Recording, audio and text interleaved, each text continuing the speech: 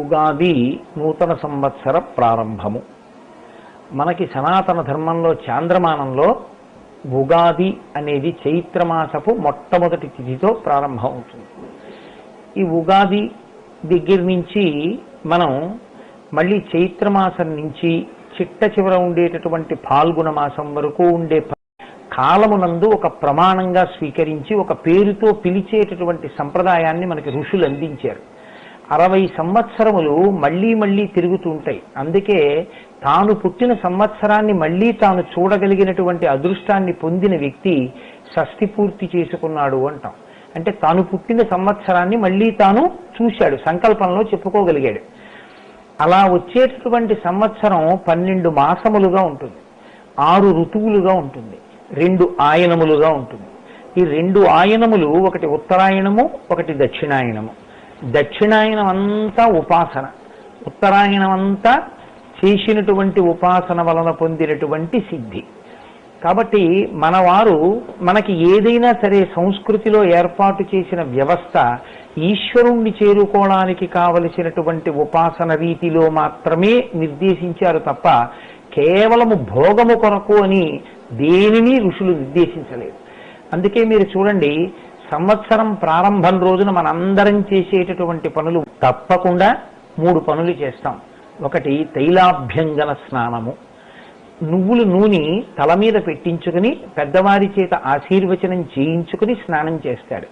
దాని వలన అలక్ష్మి తొలగి లక్ష్మీదేవి యొక్క అనుగ్రహం కలుగుతుంది. కాబట్టి తైలాభ్యంగన స్నానము.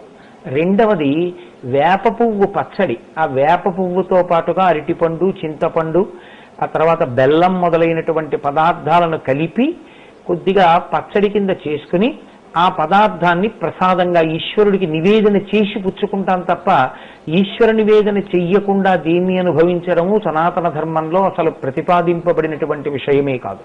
కాబట్టి ఈశ్వర ప్రసాదంగా మనం దాన్ని స్వీకరిస్తాం. అలా స్వీకరించడంలో ఋషులు ఎంత గొప్ప విషయాన్ని నిబద్ధించారో చూడండి. జీవితం అన్న తరువాత ఈశ్వరుడు మనకి శరీరాన్ని ఇచ్చింది సుఖ దుఃఖములను అనుభవించడం కొరకు. సుఖ దుఃఖములను ఎందుకు అనుభవించాలి? చేసుకున్న పాపపుణ్యములు ఉన్నాయి కనుక. పాపము అనుభవంలోకి వస్తే దుఃఖంగా ఉంటుంది, ఆ దుఃఖము తెలియబడ్డానికి శరీరం ఉండాలి. పుణ్యము అనుభవంలోకి వస్తే సుఖంగా ఉంటుంది, అది తెలియడానికి శరీరం ఉండాలి. కాబట్టి ఈ సంవత్సరంలో సుఖము ఉంటుంది, దుఃఖము ఉంటుంది. సుఖం వచ్చినప్పుడు గుండెల మీద చరుచుకుని విర్రవీగకు, దుఃఖం వచ్చినప్పుడు పాతాళంలోకి కుంగిపోకు. రెండిటి యందు సమతౌల్యమును, సంతోషాన్ని పొందడం నేర్చుకో. సుఖం వచ్చింది, ఈశ్వర ఎప్పుడో చేసుకున్న పుణ్యం ఏదో ఉంది, దాని ఫలితాన్ని నాకు అందించావు. నీ పాదములను గట్టిగా పట్టుకుని ఇదంతా నా ప్రమేయమే అని నేను విర్రవీగకుండా శాస్త్రము చేత విధింపబడినటువంటి కర్మలు చేసి పుణ్యకార్యములను చేసి నేను 10 మందికి పనికొచ్చేటట్టుగా బ్రతకగలిగినటువంటి భాగ్యాన్ని నాకు ఇయ్యి అని ప్రార్థన చెయ్యగలగాలి.